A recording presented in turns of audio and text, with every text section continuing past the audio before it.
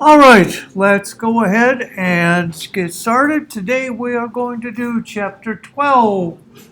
It's a very cursory introduction to organic chemistry and to biochemistry. Very cursory.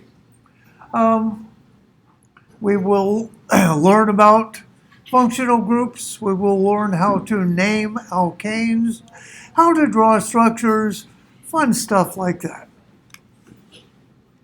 Next Monday, sample exam 2, over there in H253. The following Wednesday, right back here for the exam.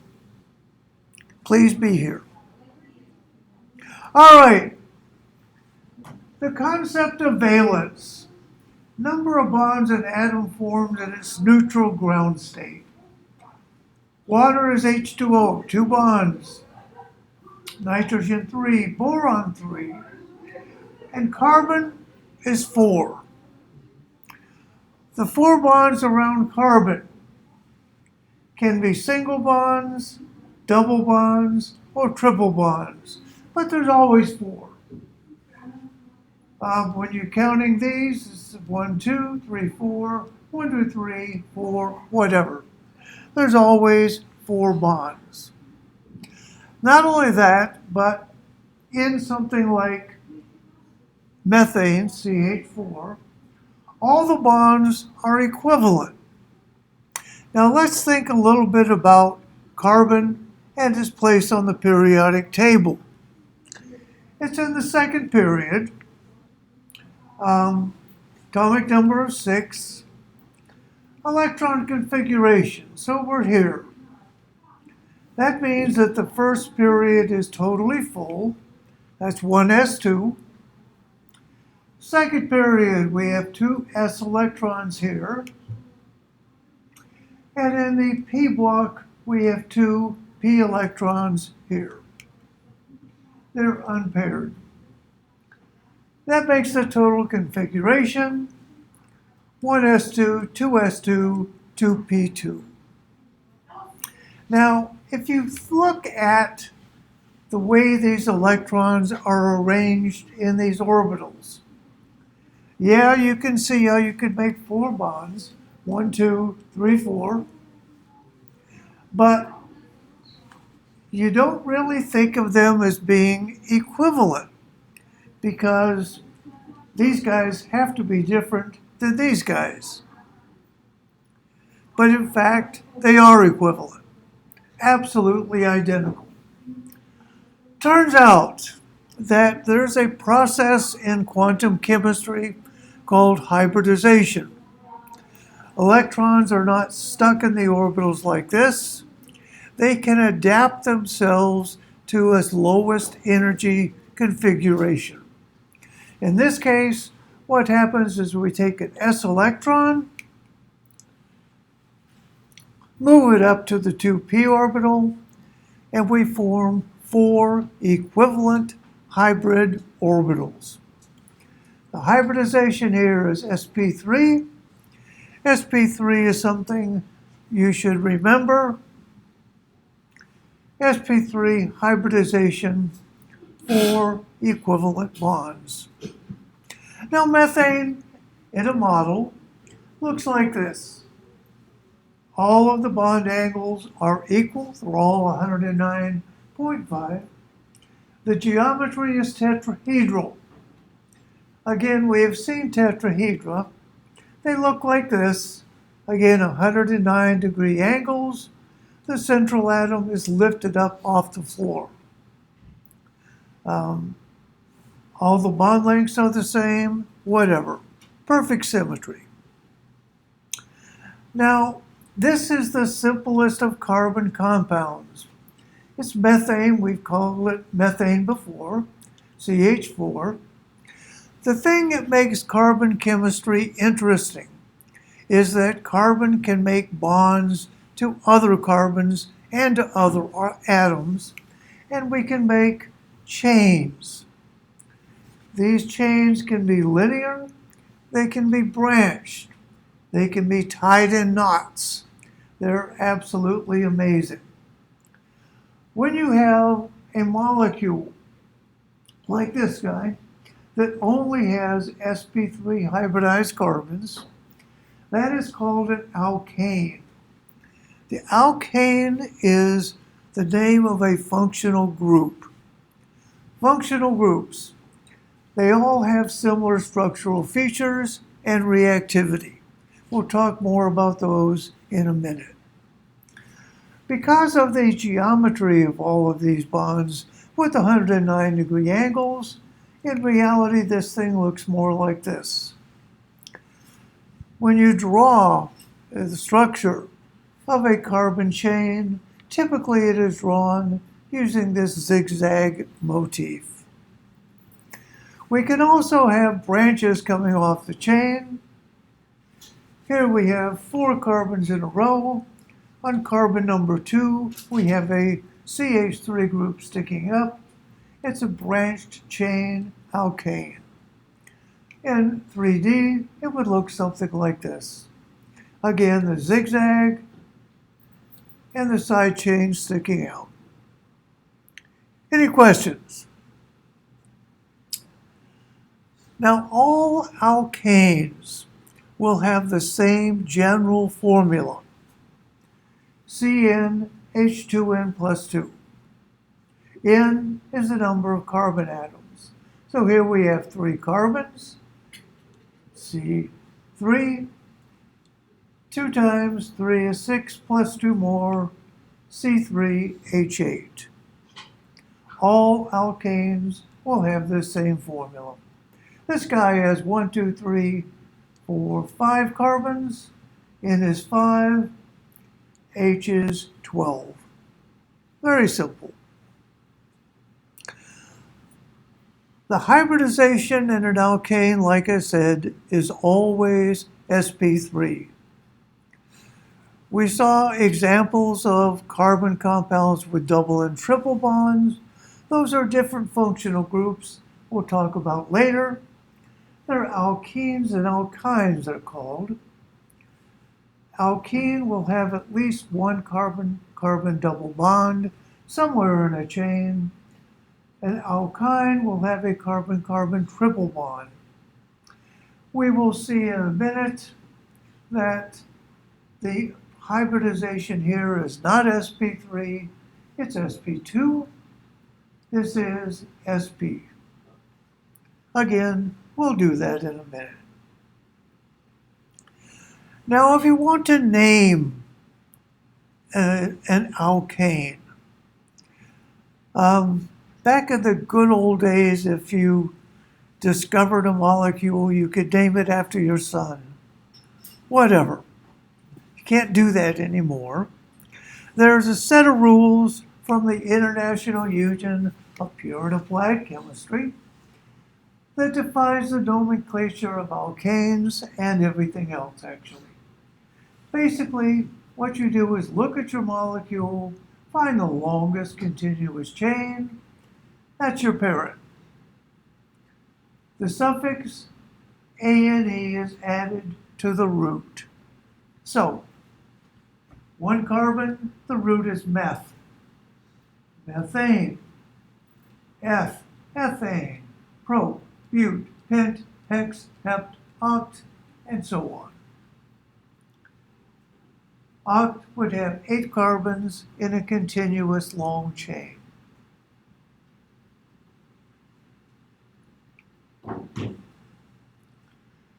If you take an alkyl, or you take an alkane, like methane, and you remove one of the hydrogens, you can stick other things in that spot. Okay? You can take this group, attach it to a big chain. We saw a CH3 sticking up. You can also put other groups in this spot. This is an OH, functional group alcohol, NH2, functional group amine. The name of this little chunk that we have here is simply the root plus YL. So this is a methyl group. If we had two carbons is F, so we would have an ethyl group. 5 carbons would be a pentane. Take the hydrogen off, we would have a pentyl group. Also, sometimes this is called an amyl group. That's one of the problems with organic. A lot of the common chemicals were known a long time ago, and they gave them funny names. And many of those funny names still stick. So, amyl, but we would call it pentyl today. You could take the carbon chain and wrap it in lots of different ways. Here's a straight chain, 1, 2, 3, 4, 5 carbons, and a methyl group. Here are 6 carbons wrapped in a ring. You'll note that this ring goes up and down, up and down. That's because of the 109-degree bond angles. This is a cycloalkane. Everybody is sp cubed, but it doesn't follow the general formula because it's a ring. This guy has 3 rings in it. Again, you can make very, very complex cyclic, polycyclic compounds. You can also add other atoms. In organic chemistry, we call them heteroatoms. Anything that isn't a carbon or a hydrogen is a heteroatom. This is glucose. We have oxygens in a ring here, OH group sticking out, sticking up. This is morphine. We have 1, 2, 3 rings in morphine. Nitrogen is part of one ring. OH, OH, this oxygen is part of this ring. So you can make very, very complex structures. Now, the fact that we have computers these days and we have projectors and stuff like that allows us to use this type of graphic to represent structures. There are 3 basic structures that we use for organic compounds. Ball and stick is the simplest. Simply little balls and sticks. If you take a ball and stick model and take the balls off, you wind up with what was called a Dryden model. Now, I don't know how this guy got credit for leaving the little balls off, but nonetheless, he did. Dryden model is very simple to assemble, easy to read. This is a space filling model. Now, all these are on the same scale. Molecules are big. The nice thing about ball and stick or Dryden is that you can easily detect the bonding. Here you can't, especially if you have multiple bonds. If we have a carbon chain with 4 carbons in it, we could represent it like this, or simply by the molecular formula, which tells you absolutely nothing about the structure of the molecule. We could use what's called a condensed structure. Condensed structures are very useful. They're easy for word processing.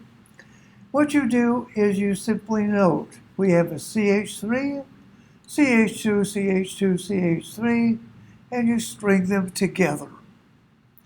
If you have a side chain coming out, you put the side chain like here in parentheses. The most cumbersome form, named after basically the father of organic chemistry, Kekulé, you show everything. All the atoms, all the bonds, all the whatever. But the one that everybody uses if you want to draw a structure is a line drawing.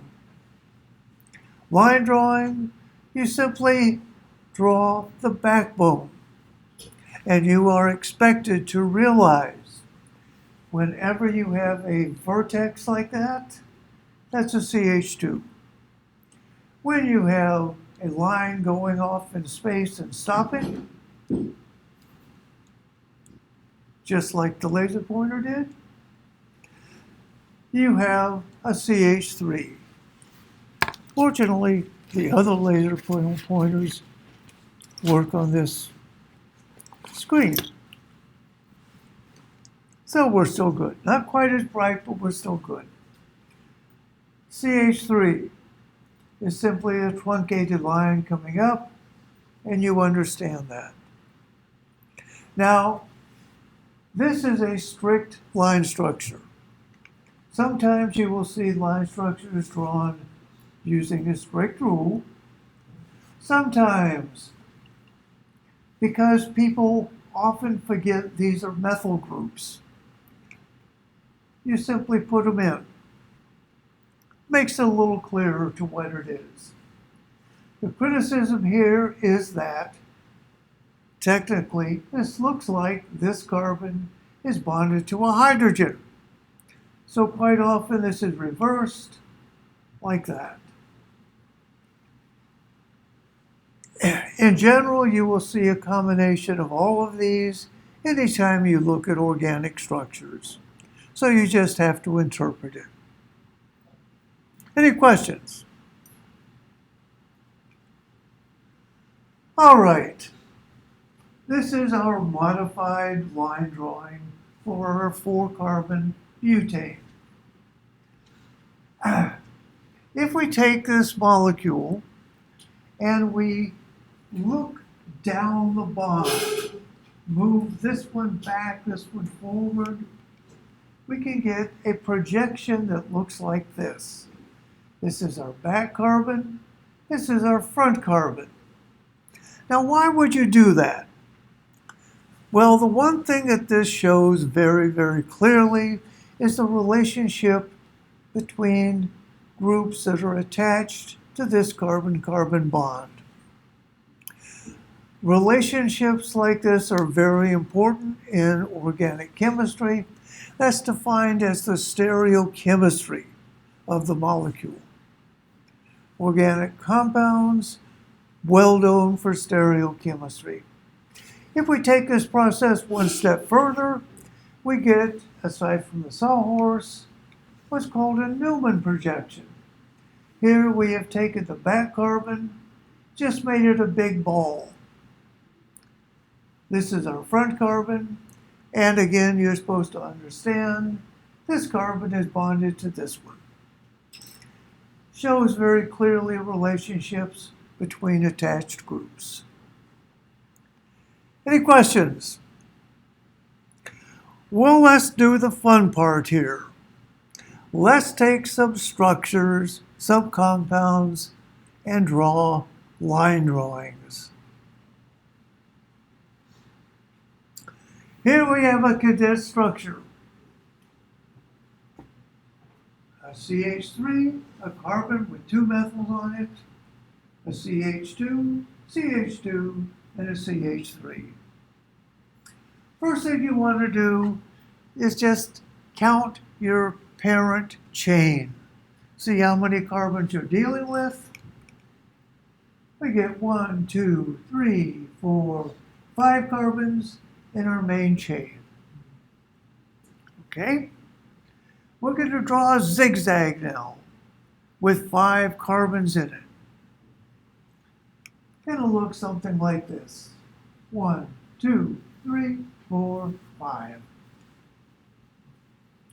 Now, to make the complete structure, we go back here to carbon 2. We realize that there are 2 methyl groups attached to carbon 2. We put those in as truncated lines. And that's it.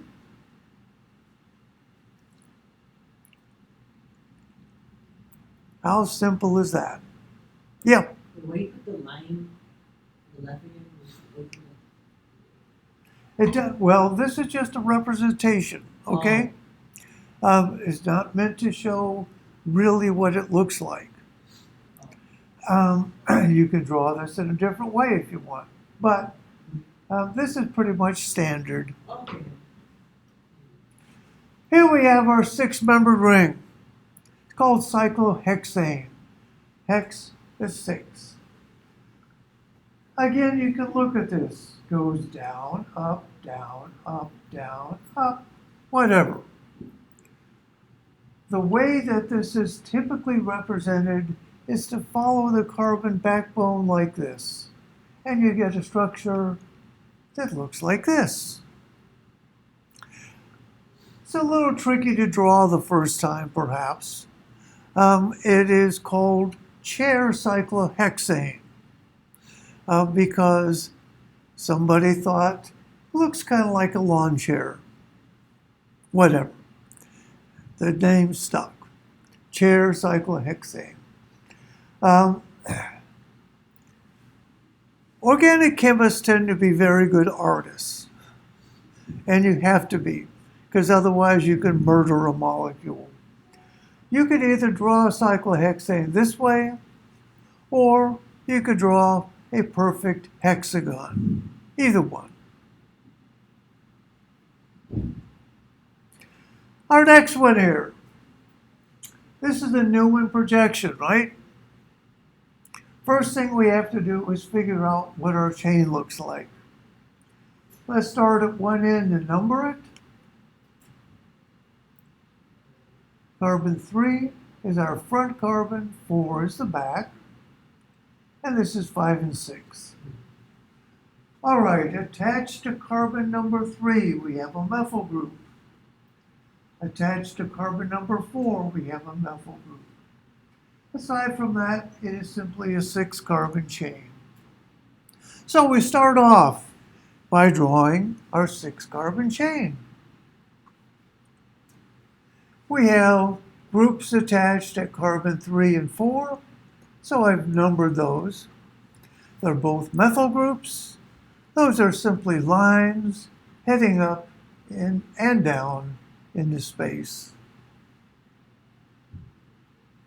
Any questions? Well, one thing to remember about all of these structures that we draw, and that is that there is total free rotation about all of these carbon-carbon bonds. In fact, they're spinning about 1,000,000 times a second. That means that if you drew this particular structure this way, it would still be right. Again, we're spinning here, we're spinning here, we're spinning here. These are called conformational isomers. And because they change 10 to the 6 times per second, we cannot really separate them. If you took it down to absolute 0, maybe you could, but typically you cannot. So all conformational isomers are regarded as the same molecule. Bottom line, it doesn't matter how you draw it, but unless you're the one that's grading a structure. If you're grading a structure, you want a structure in front of you that looks beautiful. Even if it's wrong, it looks beautiful. You're more likely to get credit. Other examples, these are just conformational isomers. Again, the same chain, 1, 2, 3, 4, 5. There's our parent. Here's the parent. We simply swap this over, bend it down. All the same molecule. Any questions? Well, let's go a little deeper into naming these things by the IUPAC rules. Rule number 1, you're going to find the longest continuous chain of carbon atoms.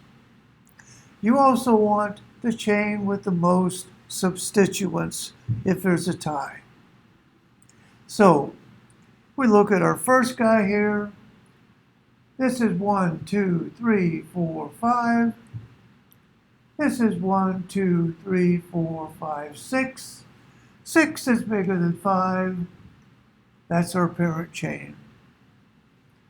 Over here, 1, 2, 3, 4, 5, 6. 1, 2, 3, 4, 5, 6, 7.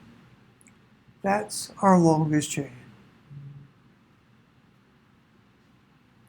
Step 2. You're going to number your chain. We're going to start at the end that's closest to the first substituent. In this particular molecule, it would be this end. So we'll call this carbon 1 down to 7.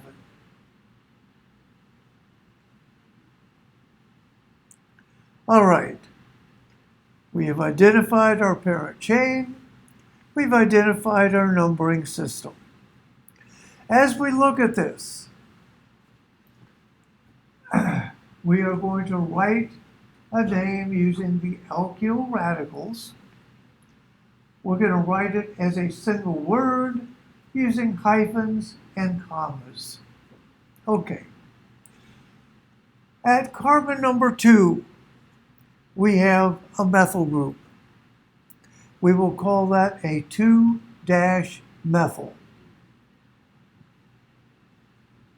At carbon 4, we have a 1, 2, 3 carbon group.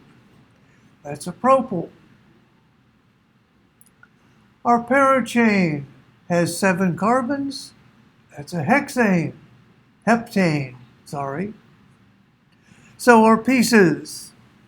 At carbon 2, we have a methyl. That's 2-methyl.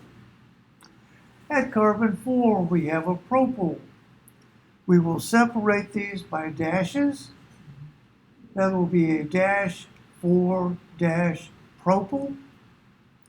And all of this is connected to a heptane. And that is your name. 2-methyl, 4-propyl, heptane. We arrange the radicals here alphabetically. Any questions? When we have 2 or more identical substituents, we will insert multipliers, di, tri, tetra, whatever.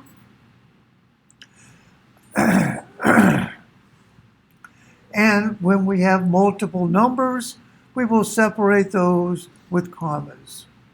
So let's look at this molecule. Step 1, our parent chain. 1, 2, 3, 4, 5, 6, 7. 1, 2, 3, 4, 5, 6, 7, 8. It's an octane. This is closest to the first substituent, so that'll be carbon 1. Carbon 8's just dangling out here. Now, at carbon 1 or carbon 2, we have 2 methyl groups attached. That will be a dimethyl. At carbon number 6 out here, we have a 3rd methyl group. So when we do our name, we will use trimethyl and simply the numbers 2, 2, 6. And finally here at carbon number 1, 2, 3, 4, we have a 2 carbon unit. That's an ethyl. So putting them together, it's all on a heptane, octane. Putting them together, we start alphabetically. Ethyl is first. Will be a 4-ethyl. Now on carbon 2 and 6, we have methyl groups. We have 3 of them. The numbering is 2, 2, 6, trimethyl. And finally, it's all attached to the octane.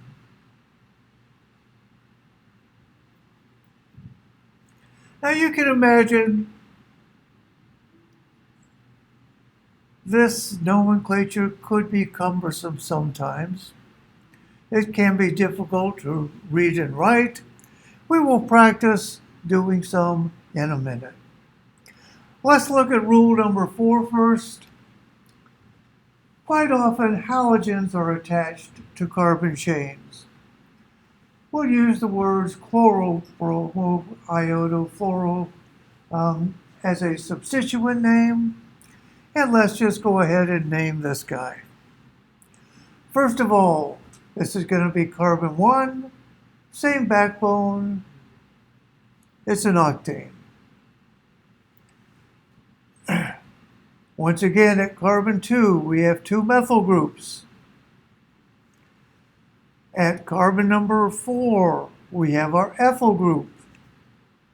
At carbon number 6, we have a chloro group. So, it's all attached to our octane.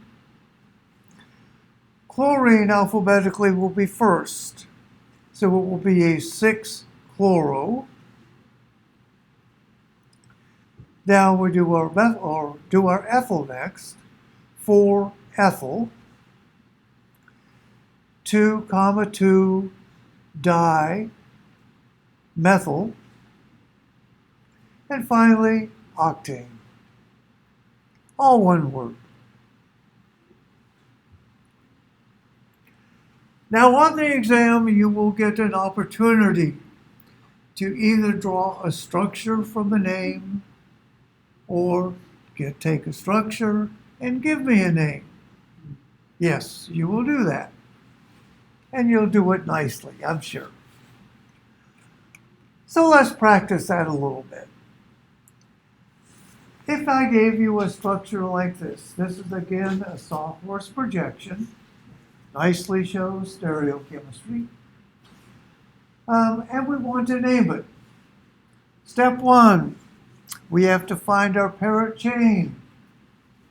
Well, looks to me like it's going to be 1, 2, 3, 4, 5 carbons. Now we look, we have a methyl group sticking out. Methyl group is in carbon 3 if this was 1, still in carbon 3 if this is 1, so it doesn't matter. All right, we are going to, first of all, realize that this is a pentane with a methyl group in carbon 3. Our name is simply 3-methylpentane.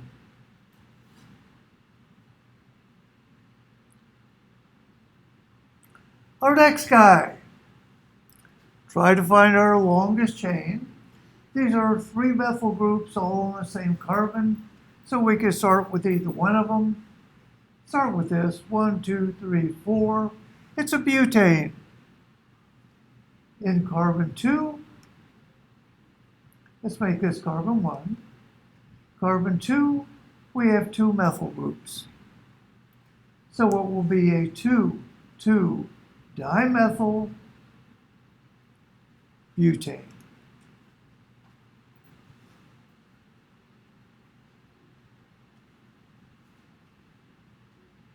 Now it's even more fun to go the other direction. If I give you 2,2,3-trimethylbutane, draw the structure. Just try it while I hush for a second.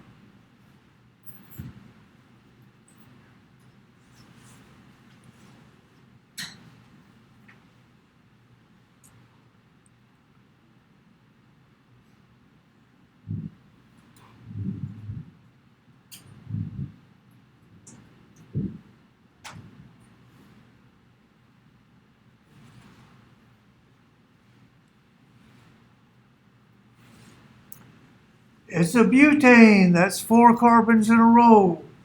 Start off with a 4-carbon zigzag. Just pick either end to be number 1.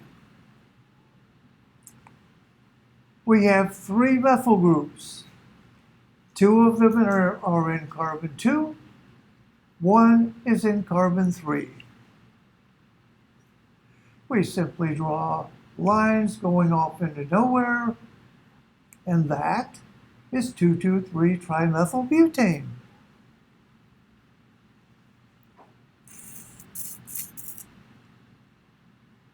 Our next one, hexane, 6 carbons. Draw a 6-carbon zigzag. Choose one end to be number 1.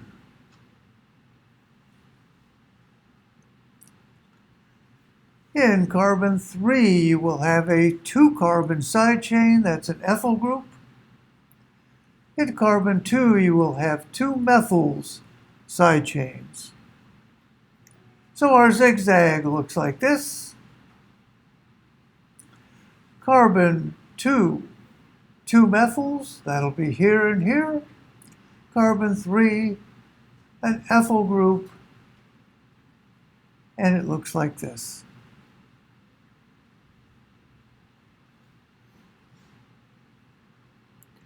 Now remember, it really doesn't look like this.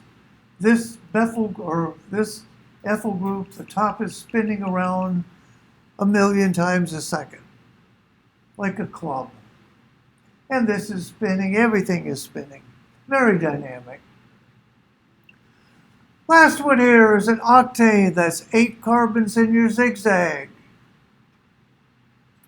Pick a carbon 1. Now we're going to have 6 methyl groups. They are attached to carbons 2, 3, 4, 5, 6, 7.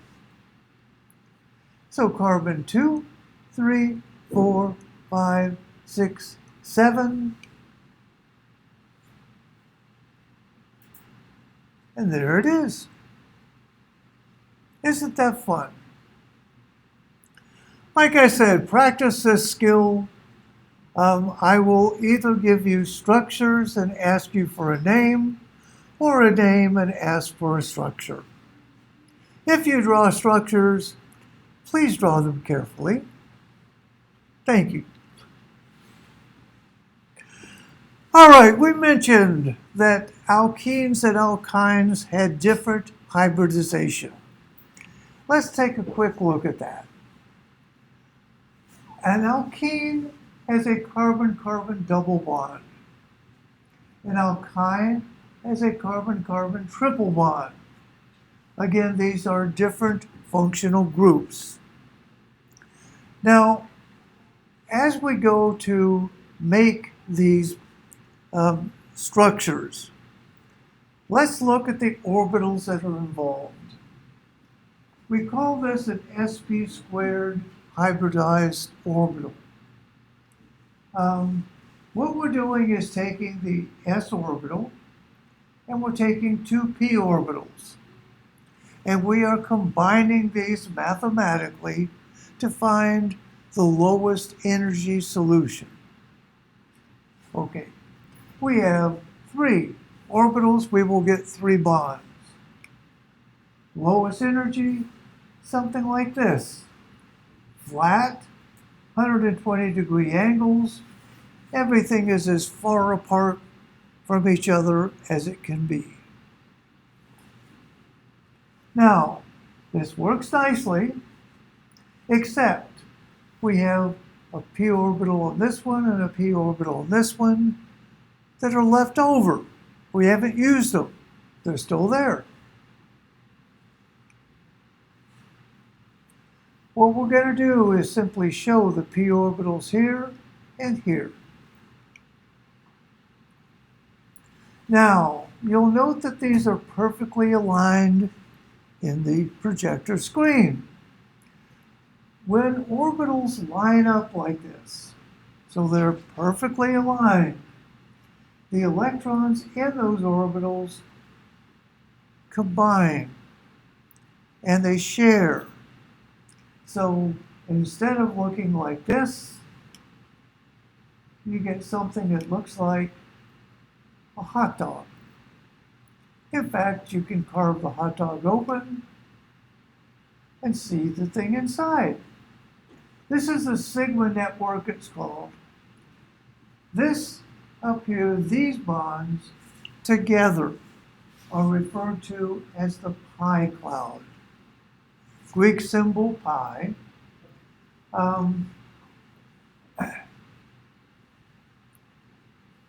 Pi cloud counts as the second bond in our double bond. So the sigma network here that we started with is a stronger bond. The pi bond above and below the plane is our second bond. We can take this structure, do an electrostatic potential map, and you see right here in the middle, that's where we have our big cloud of electrons. That's the pi system. Pi because they're p orbitals. All of the reactivity of the functional group as an alkene is due to the fact that we have this huge, rich cloud of electrons in the middle. Things that want electrons will combine with it. Okay. There's another consequence to the fact that we overlap these guys to make our second bond. And that is, you cannot take and rotate around this bond. If we try to rotate, these would fall out of overlap and we do not get bonding. Rotation around sigma bond is disallowed. Now that's interesting because it brings up our first real example of stereochemistry. If we cannot rotate around this bond, it's frozen. And we have substituents like methyl groups stuck on these carbons. We can imagine two varieties. One where the substituents are on opposite sides of the bond, that's trans, or one when they're on the same side, that's cis. The two do not interconvert unless you take the cis, which is highest energy, because these are bumping into each other. You take the cis, heat it up enough, you can spin this and make it trans. Cis-trans isomerization is actually very important biologically. Ever heard of cis-retinal? That's the pigment in the back of your retina that absorbs photons so that you can see. Here at carbon 11, it has a cis double bond. When a photon comes and hits this bond, it raises the electrons to a higher energy level, just like heating it would. That allows us to flip around and make trans-retinal. Your proteins in the back of your retina that bind retinal detect the conformation change, and they tell your brain, hey, I just saw a photon. That's kind of neat. This again is an example of stereoisomers, cis and trans. Any questions? Well, let's do sp hybridization. Going to be very much like the other. We have one s and one p orbital.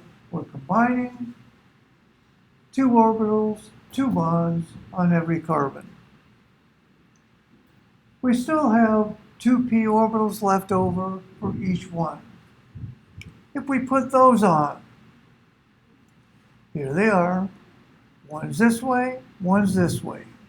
Put them in there, we wind up with this array. Again, these are all lined up nicely, they overlap, and we form a set of hot dogs that actually all combine into one giant electron cloud. This is the sigma network here. This is bond number 1, bond number 2, and bond number 3. If we do electrostatic potential map of this, you can see all of these electrons in the middle. Again, that explains all of the reactivity of the triple bond. So, to summarize, single bonds, sp cubed, hybridization. Double bond, sp2. Single bond or triple bond, sp. Please remember all of these. Again, that's a common test question. So let's move on to functional groups. Well, we've been doing them, haven't we? We said that alkanes have this general formula. They're sp cubed and can form chains, branch chains, whatever. Alkenes, we said, have at least one double bond somewhere in their molecule.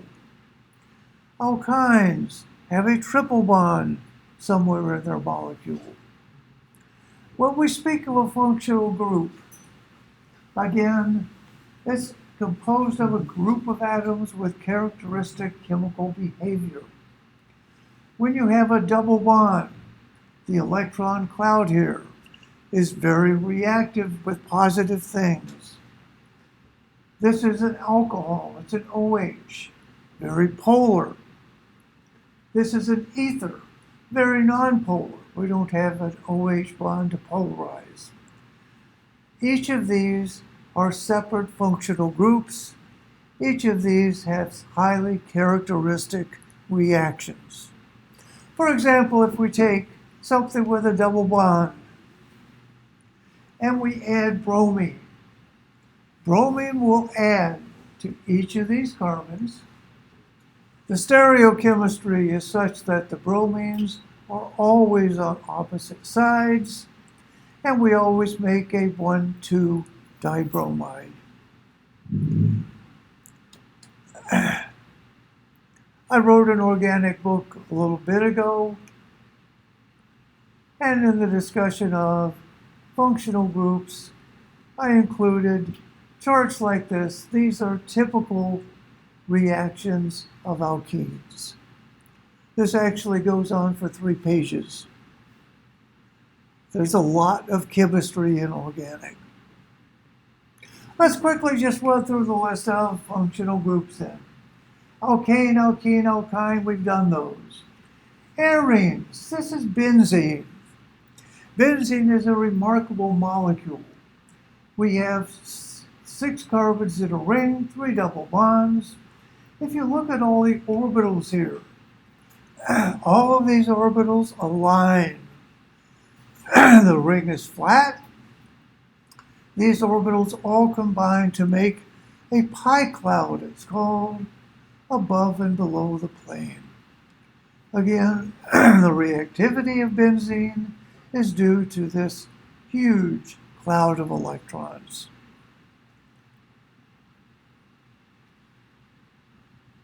Halides, stick a halogen on. Alcohols OH. 2 carbons makes it an ether. Remember this guy for at least a bit. This is called an amine. We attach our carbon to an NH2. Nitrile, we attach it to a carbon-nitrogen triple bond. Nitro group, thiols and sulfides. The thing that's most notable about these guys is that they stink. They stink unbelievably. If you're working in lab with thiols, it stays on your breath, regardless of how careful you are, for months. It is the essence of skunk. This is what skunks spray when they want to be obnoxious. Again, they're all thiols. Carbonyl. Carbonyl is perhaps the most important functional group in chemistry. It's a carbon-oxygen double bond attached to two other things. We name them based on what's attached. So carbon on one side, hydrogen, that's an aldehyde. Two carbons, ketone. This is acetone. Carboxylic acid, carbon and an OH. Again, remember this guy. If we put another carbon here on this oxygen, it's called an ester. The amide, we have a carbon and a nitrogen on one side. Acid halide, we have a halogen. This is another carboxylic acid. The reason the carbonyl is so important in organic chemistry is that the carbon-oxygen bond is very polar. If we look at the electrostatic potential map here, it looks like this. This carbon, very positive, whole bottom half of the molecule is positive, the oxygen sucking the electrons up towards itself. This makes, because this carbon is positive, things that have extra electrons can tend to attack the carbon from the backside, and we get addition products. We will see those addition products, some of them, in just a second. Any questions first? Well, I hope that you have remembered the amino group, the carboxylic acid group, and the amide, because that's biochemistry, most of it. These are amino acids. They're called amino acids because they have an amino group, a carboxylic acid group, and a side chain, all attached to the same carbon. The side chains vary. These three are positive. Arginine, histidine, and lysine are all positive and very water soluble. We have negative ones, aspartic acid, glutamic acid. They're carboxylic acids. These guys are polar, but not charged. So serine has an OH, so does threonine. Asparagine has an amide, another amide and glutamine. Cysteine has a thiol, but it doesn't stink. There's a selenium version, believe it or not. This just has hydrogens. Proline has a ring. And the last group are the hydrophobics. The side chains here are all insoluble in water to varying degrees. This is moderately soluble. Down here at this end of the spectrum, these are incredibly insoluble. Now that's going to become very important when we build proteins. How do we build proteins? Well, we do organic chemistry.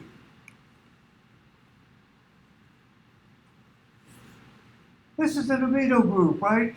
This is a carbonyl carbon.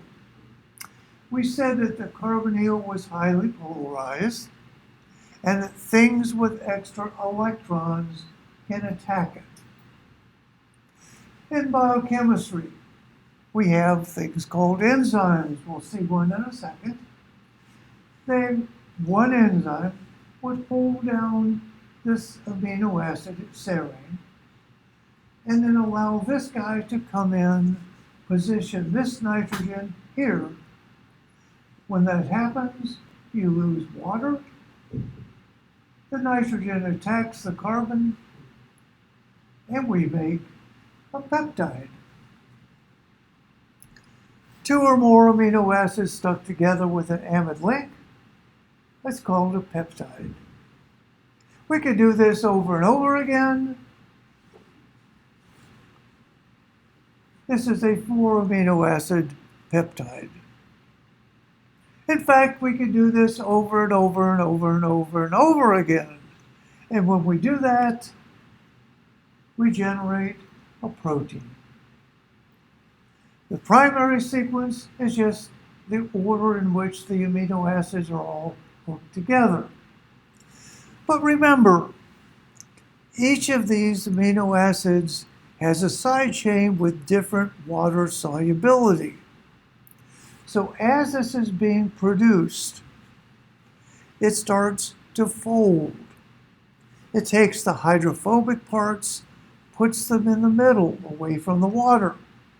Takes the charged parts, lets them go out in the water. And you wind up with a protein. The folding of this is reproducible and absolutely unique. This is the enzyme lysozyme. Lysozyme binds carbohydrate chains and cleaves them. We change this from the backbone. This is the backbone. We can go to space filling. You'll note that all the blues and reds are on the outside, and all the stuff you can't see is buried on the inside. You can also see, as this goes around, see this little crevice? Come on, don't do that to me. See this little crevice right here? That's where the chain of carbohydrates binds. The charged groups on all sides catalyze the cleavage, breaks the chain, and it goes away. Kind of neat. Any questions? Well, next let's just talk briefly about DNA and RNA. DNA and RNA are both polymers. The differences in RNA and DNA basically come down to whether you're dealing with a backbone of ribose or deoxyribose. So the regular sugar ribose looks like this. At position 2', it has an OH group. In deoxyribose, an enzyme has removed this and placed a hydrogen instead. So we have deoxyribose and ribose. We attach things to this carbon number 1. The things we attach are known as the DNA bases. These are 2 heterocycles, they're called purines, guanine and adenine. To the OH group out here, we attach a polyphosphate. The phosphate links these guys all together. The purines,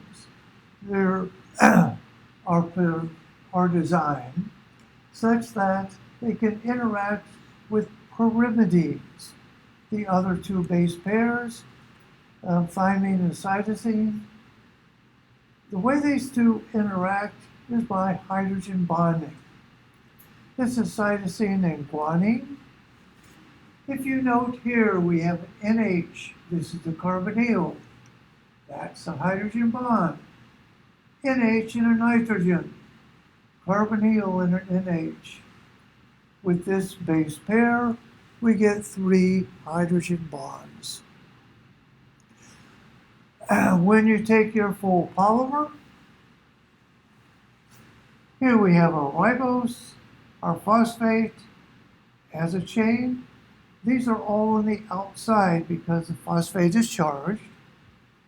And here in the middle, we have AT pairs with 2 hydrogen bonds, GC pairs with 3 hydrogen bonds. Putting it all together, we get something like this. This one shows up the base pairing very nicely. The backbone here, again, that's our phosphate and ribose. As a space filling model, you can appreciate the helical nature very nicely. Again, these are all phosphates on the outside, and the bases are buried on the inside. Any questions?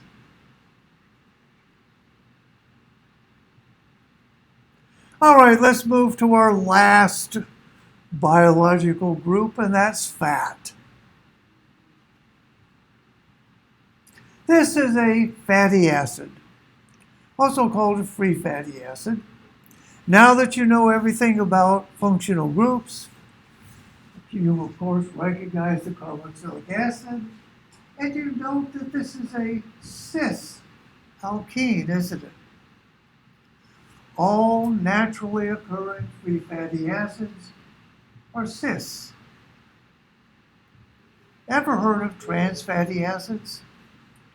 If you take fat and you try to solidify it by reducing it, you get the lowest energy around your bond here, and that's a trans. Your body cannot digest a trans acid. So it just sits wherever it happens to land, depending on your gender, your hips, or your belly. Anyway, this is a simple free fatty acid, long alkane, sometimes with a double bond. What we typically regard as fat is actually called a triglyceride. This is a trialcohol as a base here. And to that we make ester linkages with 3 different fats, fatty acids. When you think of oils and whatever, triglycerides are what you're doing. They're neutral, very hydrophobic. The most specialized and important, perhaps, of all of them are the phospholipids. Phospholipids, you take this third arm and you put this head on. This is a phosphate acid anion and an ammonium group. This head is very, very water soluble. The tail here, however, is very water insoluble. If you take phospholipids, put them in a little bit of water, give them a shake, they form what are known as bilayer membranes. This is basically the membrane that surrounds every cell. You take all the polar heads here, they're facing the water. Facing the water, it forms a barrier. Now my little graphic here is designed to represent the fact that this is very fluid. Again, it's rearranging constantly. You can embed proteins in this. The one thing that you embed to a fairly large extent, actually, is cholesterol. This is cholesterol. Basically, it's a cycloalkane with side chains on it, and it's got an OH, it's an alcohol. Cholesterol is a molecule that everybody hates these days for no good reason. It's extremely important. The fluidity of the membrane here is largely controlled by cholesterol. Your body, every cell in your body knows how to make cholesterol from scratch. Very complicated molecule. Makes it from scratch because every membrane is roughly 30% cholesterol. Kind of looks like a paddle, doesn't it? That's what it does, sticks down inside and just blocks all that mobility. Makes the membranes work. Well, cholesterol does have a bad reputation. That's because it shows up as a component of arterial plaque. Now, arterial plaque doesn't just contain cholesterol. It's a protein-cholesterol combination. We won't talk about that. But where did this all begin? It actually started in the early 50s. We had a president, Dwight Eisenhower, who everybody liked, but he had a bad heart. He was a general, had a bad heart. Had a heart attack in office. They rushed him over to whatever the Army hospital is, and they messed around with his arteries. Now, in those days, you couldn't do open heart surgery. I don't know how they got samples, poor guy, but they noted that his arteries seemed to be clogged with fat. That's a technical term. And that fat was very high in cholesterol. So they said, obviously, you're eating too much bacon. Too much bacon, too many eggs. They put him on a diet, an absolute no fat and certainly nothing with cholesterol diet. Well, he hated it. He died anyway. Hated everything he ate. But this group of physicians at the hospital pressured USDA, and they came out with guidelines. They said, obviously, if you eat fat, it's going to go straight to your arteries and you're going to die. Therefore, the start of the low-fat, high-carbohydrate diet. That's what everybody should be eating. Pizza, pasta, Coke. Nothing but carbohydrate. Carbohydrate wasn't in his plaque. Fat was.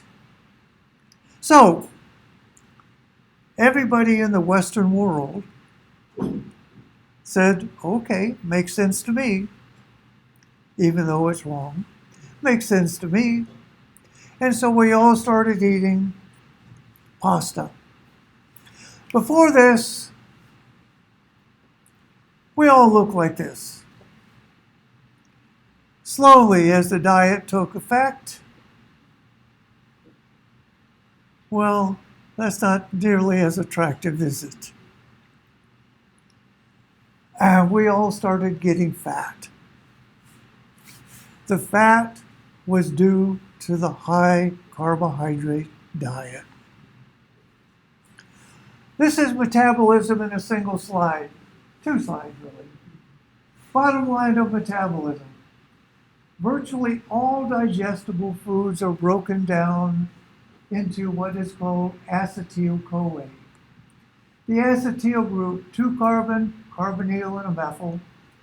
This is CoA, it's a carrier.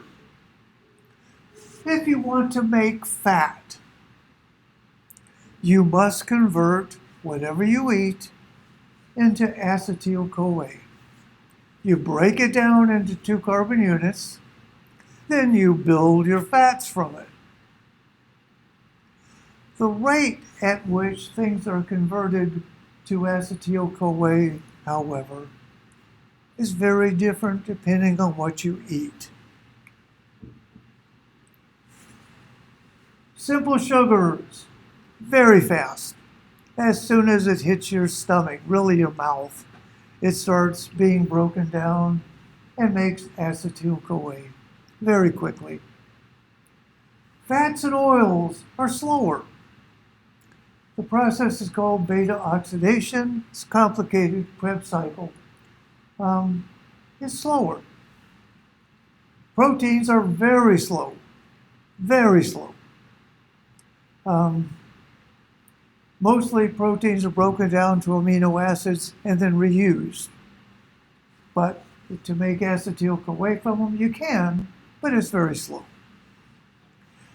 Alcohol, interestingly, is very, very quickly metabolized because your body recognizes it as a toxin, so it is destroyed immediately.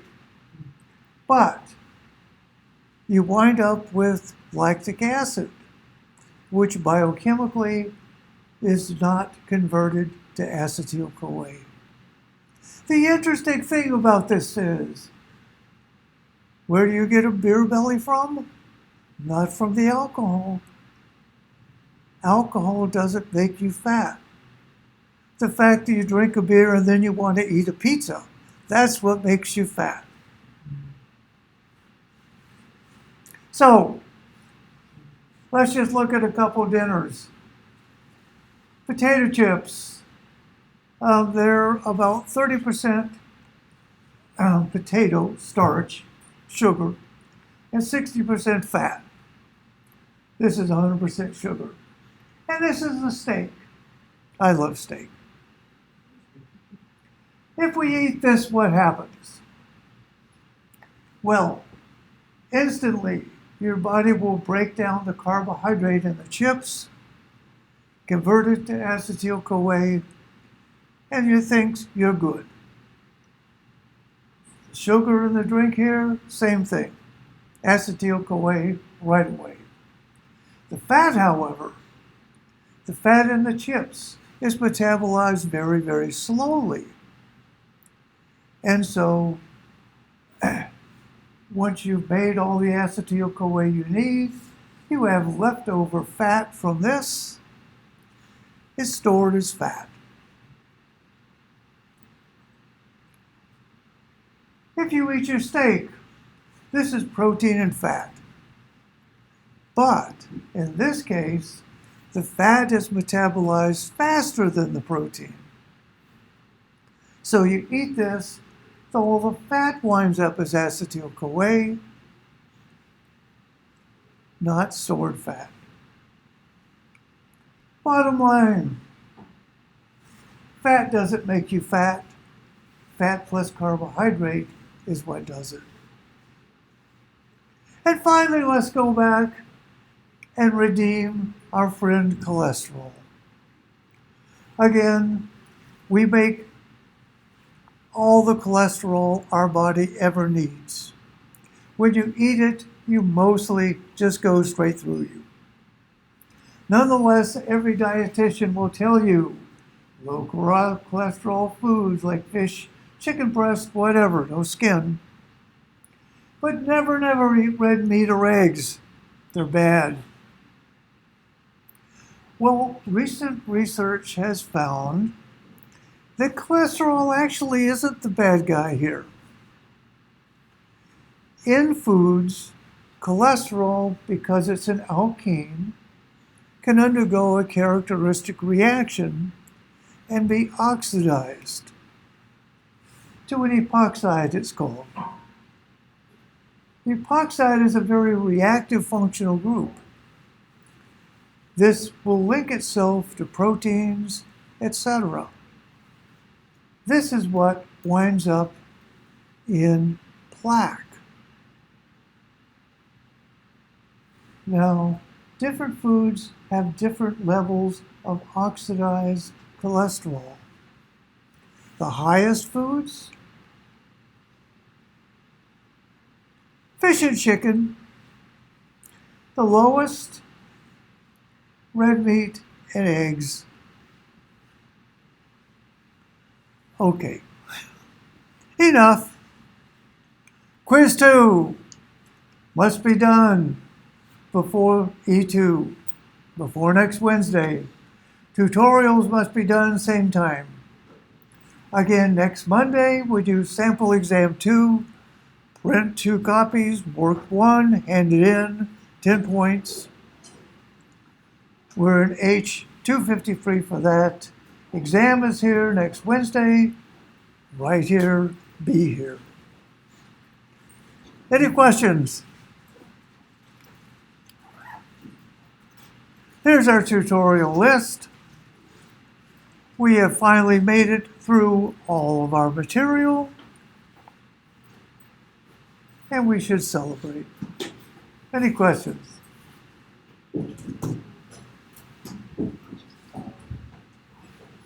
We're all shooting for 350 points.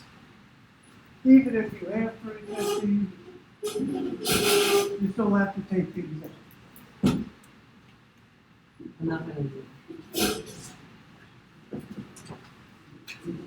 it. We're done. I'm like 10 points away or something. 10 points away or something.